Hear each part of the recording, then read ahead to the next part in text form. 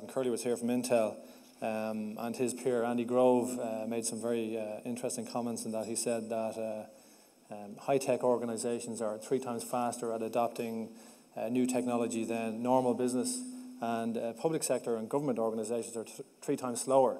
So there's a 9-step gap there in terms of adopting new technology. In Ireland, I think the current government is very open to adapting to new technology. The Taoiseach, obviously, on his programme for government, discussed cloud and how the government was going to embrace cloud.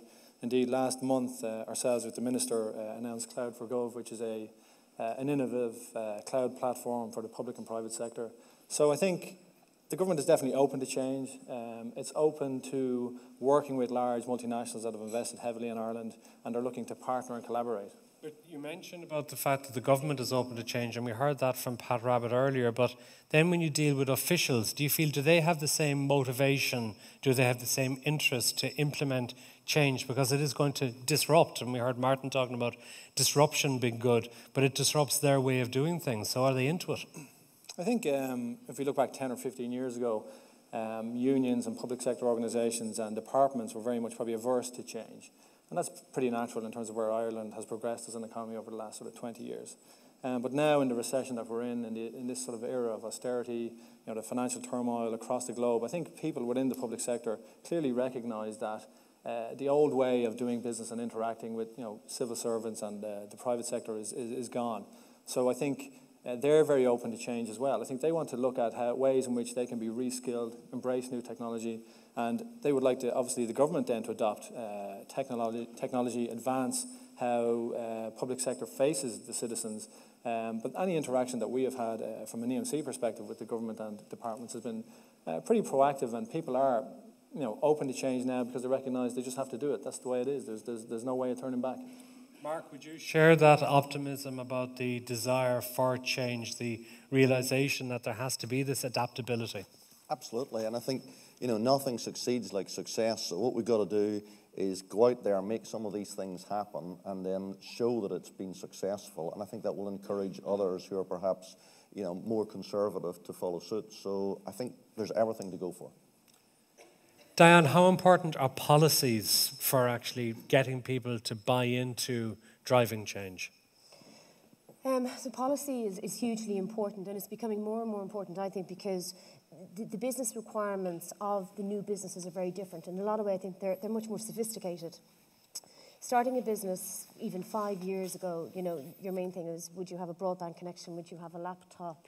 Would you have access to how to set up and register your company? It's very much more sophisticated now. You're creating IP. You're aware that there's a value to the intellectual property you're creating. The kind of 18, 19, 20-year-olds who are creating businesses, they might be software guys, but a lot of them are also quite visionary. They're looking for good sales and marketing skills. So policy needs to reflect that and almost be ahead of the curve and anticipate what's coming down the line. I think it's very interesting. I think a number of the panellists and the minister made the point, and I completely agree with Jason. I think the current administration, particularly at the minister level, is a very, very different, much more open, and I see that across a whole range of departments.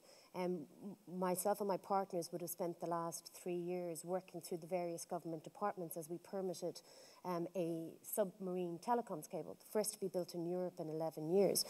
And where we were greeted with the most cynicism, having raised 15 million in a very difficult environment, as you can imagine, where we were greeted with no cynicism was at some of the civil servant level, not all.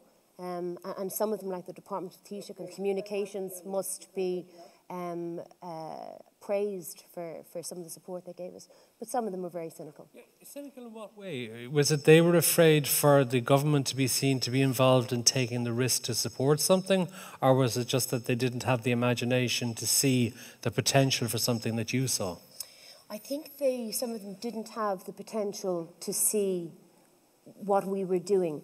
One particular government department we were dealing with, almost insisted on wanting to see our business plan, so they could work out what to charge us for a particular service that we required from them. And when you discuss with them, well, our business plan is a very high-risk business plan because it was all private equity and debt funded, both from the US and the UK, which in 2009 was obviously a very difficult thing to do. They wanted to be involved in the upside but not the downside, because our business was funded with no pre-contracted revenue. So it was very much a build it and they will come model, which is what has to happen with infrastructure. And how did it work out eventually for you? Did you manage to persuade them to do what you needed? No, what we had to actually do then was to find comparable models around the world. And what they did then was they chose the most expensive model for licensing globally, and they applied that to us. And you were still able to go ahead in that circumstance? And we went ahead. Well, we had to go ahead, because at that point, if we hadn't signed, we'd have lost our funding. So how frustrating was all of that? It was extremely frustrating. And I think particularly, I mean, you'll see that probably a common theme here is that, and a lot of the panellists would come from very large organisations. EMC, Intel, Google, etc., BT, they're all very high employers. So they deserve, I think, to have open access to government. And the government should be very welcoming. A lot of the new employment in technology and innovation is going to come from very small companies. And I think it's not even going to be like Facebook would have been 5 years ago, where you're going to grow from 20 to 2,000. It's going to be, 5 employees that grow to maybe 25 and don't grow beyond that, because a lot of what they will do will be outsourced.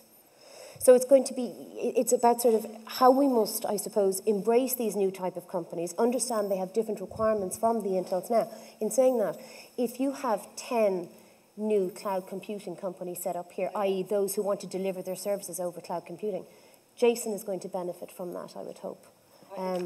So what we want to see is that policy will work with the smaller companies and not just the large companies.